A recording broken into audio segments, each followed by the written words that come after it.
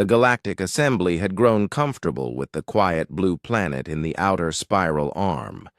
For 3 centuries, they had cataloged Earth as a developing civilization, a charitable designation for what most species privately called the silent primitives. While the galaxy's 13 major species engaged in sophisticated discourse through quantum entanglement networks, humanity remained trapped in their electromagnetic bubble, shouting into the void with radio waves like children banging pots, together. Ambassador Zixthera of the Crystalline Hegemony often used Earth as a punchline during diplomatic gatherings. "At least they've stopped launching nuclear weapons at each other," she would quip, her prismatic form shimmering with amusement. Though they still believe they're alone in the universe? Adorable, really.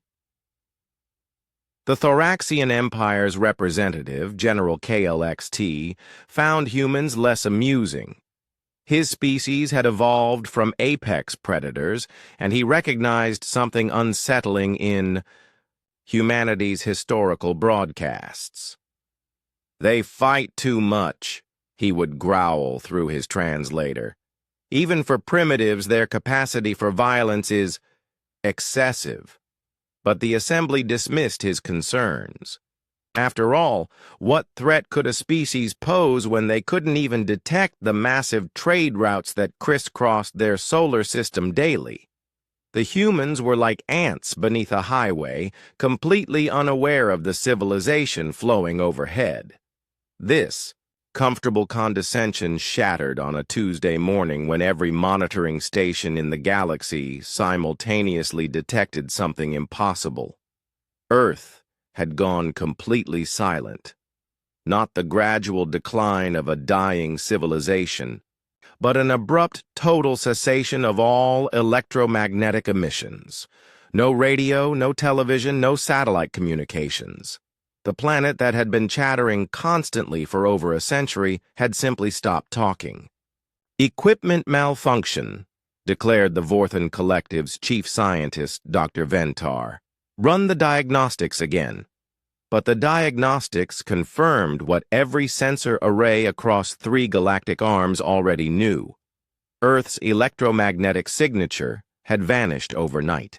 More troubling still, visual observation showed no signs of planetary catastrophe, no asteroid impacts, no stellar anomalies, no evidence of extinction-level events.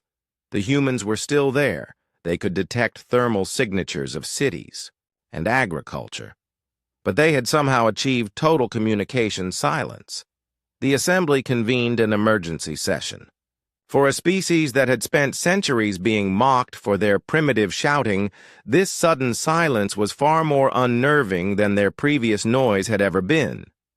"Perhaps they've finally achieved quantum communication," suggested Ambassador Thilla of the Meridian Federation, her hope obvious. If humans had made such a leap, it would validate the Assembly's long-standing assumption about their eventual development. General KLXT's mandibles clicked ominously. "Or they've learned to listen." The truth began emerging through intelligence, gathered by long-range reconnaissance drones. Humanity hadn't achieved some technological breakthrough that elevated them to galactic standards. They had done something far more disturbing. They had discovered they were being watched, and they had chosen to disappear. Dr. Sarah Chen, the human xenobiologist whose intercepted communications first revealed their awareness, had put it succinctly, in what became the final human transmission. "If we're the only ones talking, that means everyone else is listening. Time to shut up and figure out what we missed."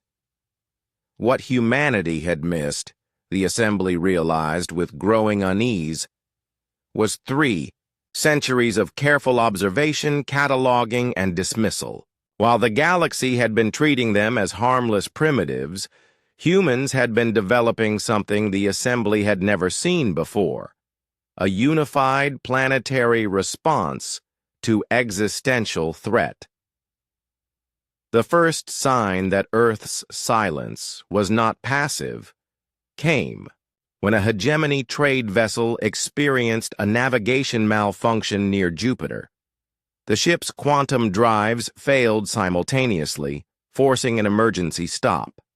When the crew investigated, they found microscopic devices attached to their hull, technology that shouldn't exist, employing principles that bordered on theoretical impossibility. Impossible, Dr. Ventar insisted when shown the analysis. They can't even achieve faster-than-light communication. How could they develop quantum disruptors?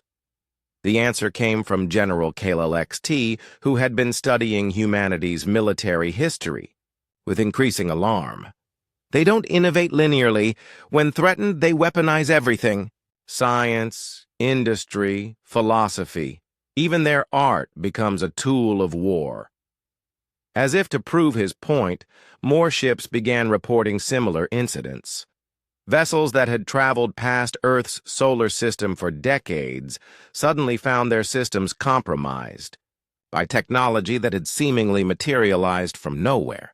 Quantum drives failed, navigation systems reported false positions, and communication arrays transmitted nothing but rhythmic pulses that organic translators could only describe as drum beats. The assembly's response was swift and predictable. A formal delegation to establish first contact and bring humanity into galactic civilization. Surely, proper diplomatic channels could resolve this misunderstanding. The delegation never returned. 3 months after Earth's Great Silence began, long-range sensors detected something that sent waves of panic through every civilized world. Human ships, moving at speeds that violated everything the assembly thought they knew about primitive technology, spreading throughout local space like spores from a burst pod. They weren't exploring. They weren't seeking contact. They were positioning. When the Galactic Assembly's emergency broadcast reached Earth, a formal demand for explanation transmitted on every frequency known to science, the response came not through quantum entanglement or electromagnetic waves, but through a method so primitive it took hours to decode, modulated gravitational pulses that spelled out a simple message in mathematical sequences. We heard your silence. Now you'll hear our drums. General KLAXT's final report to the Assembly was brief. We taught them that survival required invisibility. They learned. We taught them that power came from superior technology. They adapted. We taught them that the galaxy was filled with watchers in the darkness. They became the darkness. As human vessels emerged from the void around every major trade route simultaneously, their hulls bearing technology that seemed to mock the fundamental laws of physics, the Assembly finally understood their mistake. They had spent 3 centuries observing Earth's noise while completely missing humanity's most dangerous trait, their ability to learn from being watched. The universe had mocked Earth's primitive shouting. Now, in the sudden silence between the beats of war drums echoing across space-time itself, that mockery felt very small indeed.